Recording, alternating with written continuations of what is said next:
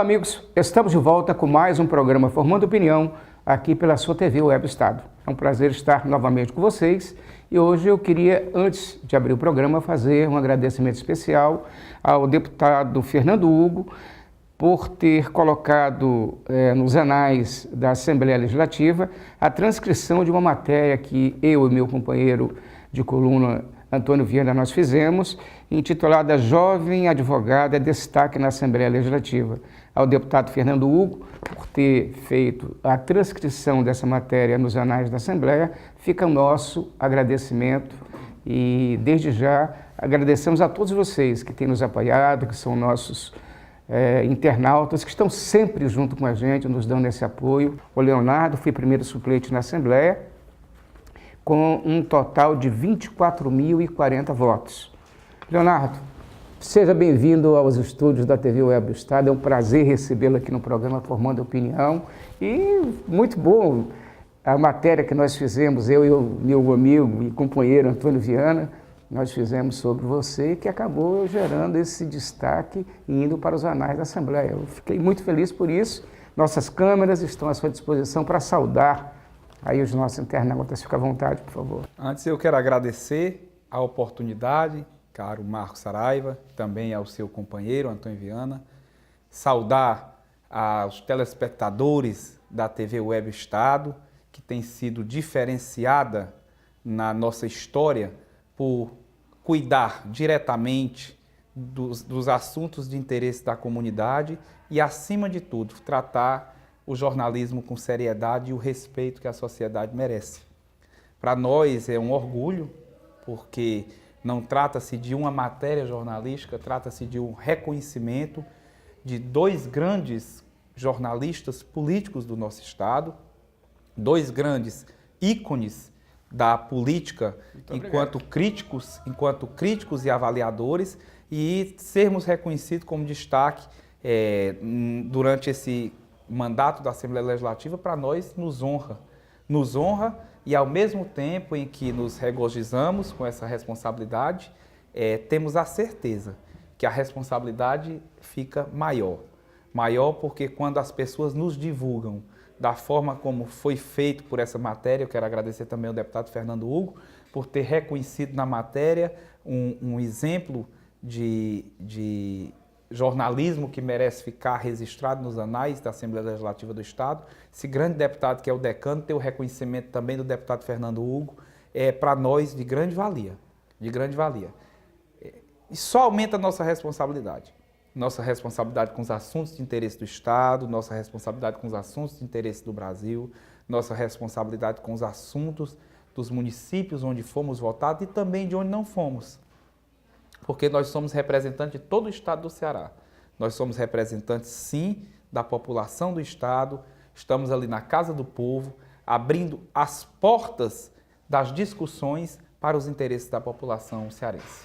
Leonardo, você tem como formação o direito, é meu colega de profissão, apesar de eu não exercer o direito, mas adoro, amo o direito, e você vem militando na área também? Continuo, nós temos escritório. Esse ano eu faço 15 anos de formado, assumi também um papel na política de ordem, fui conselheiro da Associação dos Jovens Advogados, depois reconduzido a um mandato de secretário-geral dessa mesma associação e por 2 vezes consecutivas conselheiro da OAB do estado do Ceará. Porque eu acho que a advocacia, ela é base da sociedade. Ela tem uma importância fundamental hoje em dia, né? Sine qua non, a sociedade não tem todo condição povo, de viver. Se todos nós, se todo o povo tivesse oportunidade, de um modo geral, de estudar um pouco de direito e conhecer um pouquinho mais dos seus direitos, eu acho que hoje nós viveríamos num país muito, muito, muito melhor. Sem dúvida. Há uma falha grande no nosso sistema de ensino. Todo brasileiro deveria passar por uma cadeira básica no ensino fundamental e no ensino médio de direito constitucional. É verdade. Porque o direito constitucional ele não assiste ao advogado, ele não assiste ao juiz, ele não assiste ao promotor, ao defensor, aos membros do judiciário e que fazem a justiça, mas ele assiste à população diretamente, são seus direitos. Leonardo, você é casado, né? Sou casado. Tem uma filha. Tenho uma filha, Marisadora, sou casado com a Ana Paula. Marisadora é a razão da minha vida. Quantos anos? Tem 8 anos. Uma idade maravilhosa. Já né? está entrando pela política, já disse que quer ser advogada e deputada federal. Ou seja, o gênio está falando por Já está falando.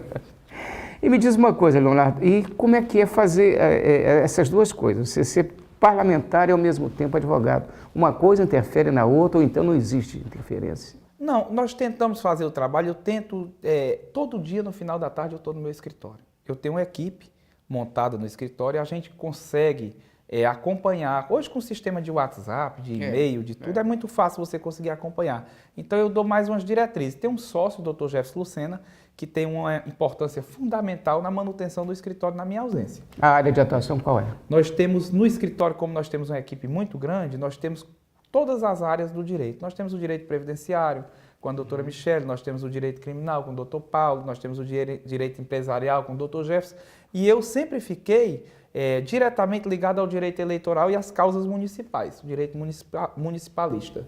Ah, que bom, isso é muito bom, porque você está intrinsecamente ligado com o povo do interior, sabendo das necessidades do povo do interior. Né? Na eleição de 2012, eu estava atuando como advogado, foi isso que me deu o boom para essa possibilidade de ser deputado estadual em 16 municípios.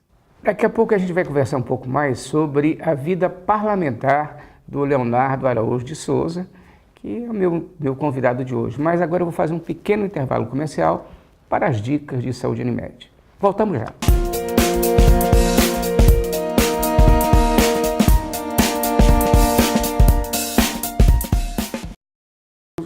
Estamos de volta com as dicas de saúde Unimed. Hoje vamos abordar uma doença com graves repercussões sociais, graves repercussões econômicas e graves repercussões emocionais e espirituais na família. O mundo de hoje, com sua complexidade, o mundo de hoje com seu caos, com as incertezas, o mundo de hoje é decorrente da instabilidade, e, vamos dizer assim, o mundo de transição civilizatória que nós vivemos, perturbado, conflituoso, leva as pessoas a, em idade improvável, desenvolver uma doença caracterizada principalmente por perda de memória, perda de orientação em consequência e depois demência total, inclusive levando até a perda de faculdades mentais e loucura. É a doença de Alzheimer, em homenagem ao médico alemão que estudou e descobriu todos os pormenores dessa doença no início do século passado. Bem, como reconhecer um paciente, mulher ou homem, não interessa, que já tem mais de 60 anos, ou menos talvez, e que começa a apresentar sinais dessa doença? Você tem que observar, primeiro, a conduta normal dele em seus hábitos regulares, ordinários, do dia a dia, do cotidiano. Se esse paciente esquece, ainda dentro de casa, coisas menores, chaves, sapato, lugares que ele pratica ou frequenta de maneira assídua, cotidiana, dia a dia, então você vai ver se ele está tendo esquecimento dentro de casa, no ambiente doméstico. Em segundo lugar, ele pode ser observado em relação ao nome das pessoas, nome de amigos, ou nome de datas importantes, data do convívio íntimo, de aniversários, de casamento, de batizado, seja lá o que for. Ele pode esquecer também compromissos que anteriormente ele jamais esqueceria. Ele pode estar esquecendo também, ele pode estar apresentando também desorientação de endereços em ruas. Ele pode, inclusive, estar dirigindo e se deslocar a uma região completamente fora do traçado, fora do destino que ele gostaria de estar. Então, esses sintomas são os sintomas iniciais. Posteriormente, o paciente passa a apresentar algumas formas até mesmo de delírio, de perseguição, delírio de grandeza, delírio de doença, exagerando doença, exagerando grandeza, assim, delirando, com um quadro até de paranoia, como se fosse uma psicose. E, por fim, às vezes esse paciente começa a levar quedas dentro de casa, e com consequências realmente drásticas para a família, porque nessas alturas esse paciente tem que ser cuidado de maneira eficiente, de maneira sistemática, contínua, 24 horas, levando a um verdadeiro sacrifício, até mesmo econômico, né, da família dedicar tantos cuidados a esse paciente. Fora o problema de asseio, o problema de aquisição de remédio, o problema de cobertura com o plano de saúde, ou mesmo até mesmo na rede do SUS. Então, esse paciente tem que ser devidamente olhado, observado, se ele precisa realmente, imediatamente, de um médico ou de cuidados, até mesmo de psicólogo e psiquiatra. Quando você observar num amigo, num parente, num companheiro, numa pessoa que convive com você, esse tipo de sintoma, esse quadro clínico, como a gente chama, você tem que dar uma mão a esse paciente, levá-lo a um médico, no caso da rede do SUS, e se for o caso dele ter o plano de saúde Unimed, pode levá-lo à nossa rede de atendimento de médicos cooperados, que são bastante competentes para reconhecer clinicamente e tratar o quadro de Alzheimer.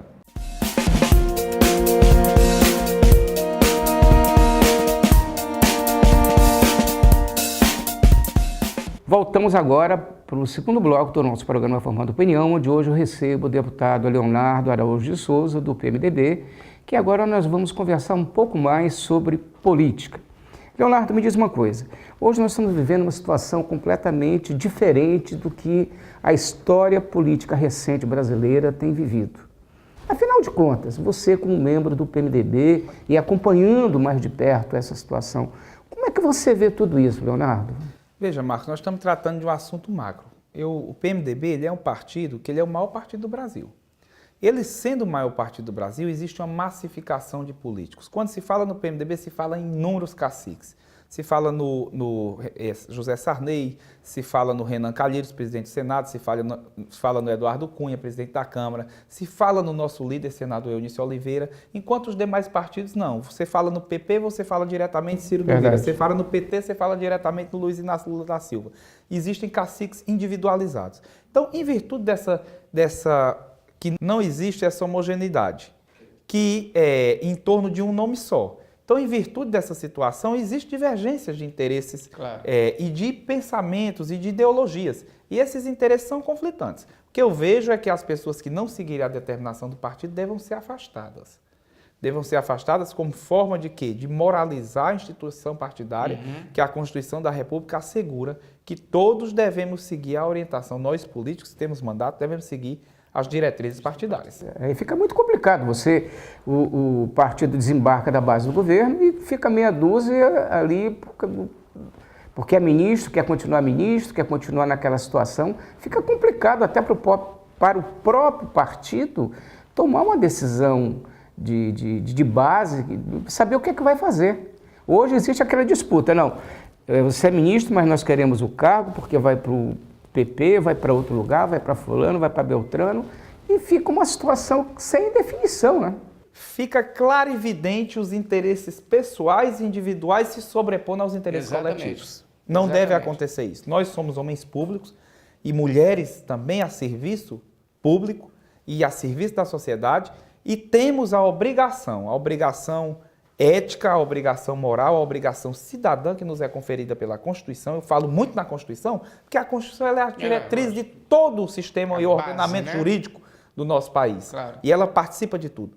Então, nós precisamos ter a responsabilidade de saber que os interesses coletivos têm que estar acima dos interesses individuais. Eu, particularmente, nunca fui governo, não concordo com o governo, a maioria dos deputados do nosso estado, também estaduais, também se posicionam dessa forma. Nós respeitamos as diretrizes do senador Eunício, que estava no governo, não por talvez concordar, mas sim por ter a ciência de que ele não representa só o estado do Ceará hoje. Ele, como líder do PMDB no Senado, ele representa o país. E ele não pode tomar uma decisão isolada pelo Ceará. Então, o senador Eunício teve a consciência de que não podia fazer um acirramento, em virtude de que ele representava não só o estado do Ceará, não só os deputados estaduais do Ceará, não só os federados do Ceará, não só a população do Ceará, mas sim o PMDB nacional, quanto o cargo e a responsabilidade que lhe foi atribuída para a qual foi eleito, que é líder do PMDB no Senado. Me diz uma coisa, Leonardo, como é que você vê a questão do impeachment? Afinal de contas, na sua visão como parlamentar, uma pessoa que está ligada né, intrinsecamente a todos os detalhes. Vai acontecer ou não vai acontecer? O impeachment, ele está numa tramitação de uma briga. A briga que existe com relação à concretização ou não do impeachment é a desmoralização do governo federal. No momento em que ele trata a negociata direta com os deputados, o toma lá da cá, que a presidente Dilma disse que não existia, ela está concretizando agora as escâncaras para a imprensa, para o judiciário, para tudo, está trocando o voto por cargo. Como é que você está vendo a manifestação nas ruas do povo brasileiro, indo em massa agora, essa última manifestação que teve, pelos números extraoficiais, algo em torno de 6 milhões de pessoas indo às ruas, senhoras, senhores, crianças, adolescentes, jovens, todos conclamando uma só voz, né, o impeachment da presidente, falando, enfim, palavras de ordem contra o governo, querendo a saída do PT. Eu não estou perguntando para o deputado do PMDB, eu estou perguntando para o cidadão. Leonardo, como é que você vê isso, Leonardo? Isso nada mais é do que a população externando a negativação ao governo petista. A população está nas ruas, movimento, diga-se de passagem, sem financiamento, movimento espontâneo. Quando se bate numa panela dentro de casa, é um movimento espontâneo. Não adianta os senhores petistas mandarem os ônibus pegar a população para juntar 50 mil pessoas, porque espontaneamente nós juntamos 6 milhões. É verdade. Espontaneamente a população não concorda com o que aí está. A população quer um retorno imediato da condição democrática de administrabilidade. O PT quebrou o Brasil. O PT quebrou o Brasil. E, infelizmente, nós precisamos dar uma resposta. E essa resposta ela é democrática. Golpe. Não me sinto golpista quando defendo o impeachment. Não sinto que a população brasileira seja golpista. Não sinto que o STF seja golpista. Não sinto que os deputados que estão defendendo o impeachment sejam golpistas. Leonardo, como é que você vê a situação hoje da Lava Jato a nível de instituição e, ao mesmo tempo, como é que você vê as instituições? Elas estão funcionando de fato e de direito? Como é que você vê tudo isso? Ministério Público está de parabéns, Judiciário está de parabéns, Sérgio Moro está dando show. É isso mesmo que a população quer ver. Nós queremos a punição dos corruptos, seja do PMDB, e aí eu digo, caia o Eduardo Cunha, caia o Renan Calheiro, os que tiverem do meu partido envolvido têm que cair. O Brasil precisa de renovação. Agora eu desafio a um petista fazer o que eu estou fazendo. Eu estou pedindo para cortar na carne do PMDB, em nome do bem do país. Façam petistas. Chamem petistas. O povo para cortar na carne e tirar o Lula, que é corrupto, comprovado. Para tirar a Dilma, que é corrupta, comprovada. Eu tô propondo. Façam, eu estou desafiando. O povo, as instituições, elas têm mostrado um trabalho perfeito. Agora se apegam a um erro de uma divulgação para tentar macular toda a investigação realizada. Um erro de uma divulgação de um grampo telefônico que a presidente não estava grampeada.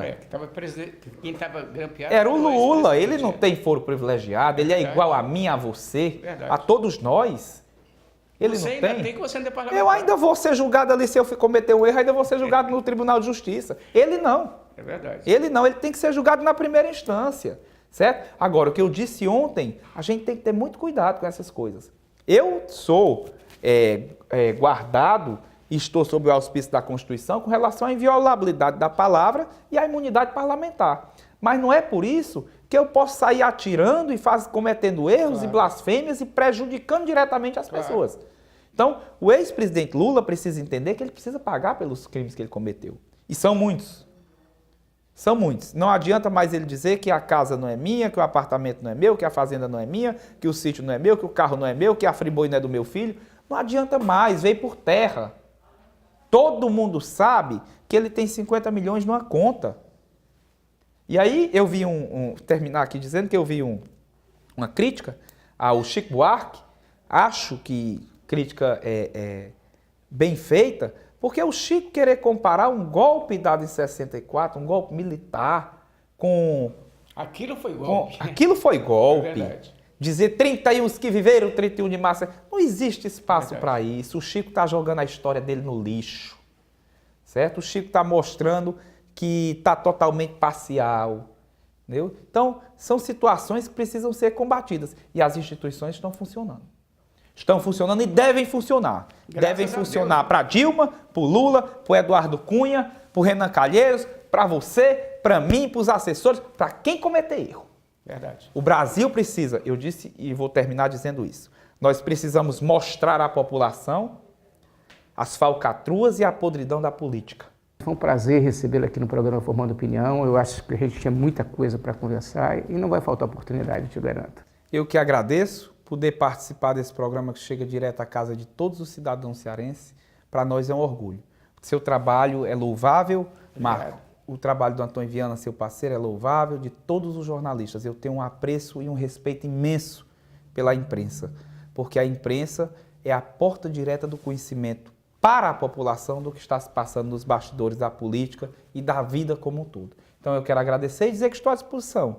Sei que falo um pouco muito, mas é o hábito de advogado misturado com político. Mas estou à inteira disposição para quando for necessário sentar aqui novamente. É sempre um prazer participar e estar perto da população cearense. Leonardo, obrigado por ter vindo. Foi um prazer recebê-lo aqui. Esse papo foi muito interessante mesmo. Eu acho que para o nosso internauta foi extremamente esclarecedor. E a você, amigo, obrigado por estar comigo mais uma vez e até o próximo Formando Opinião.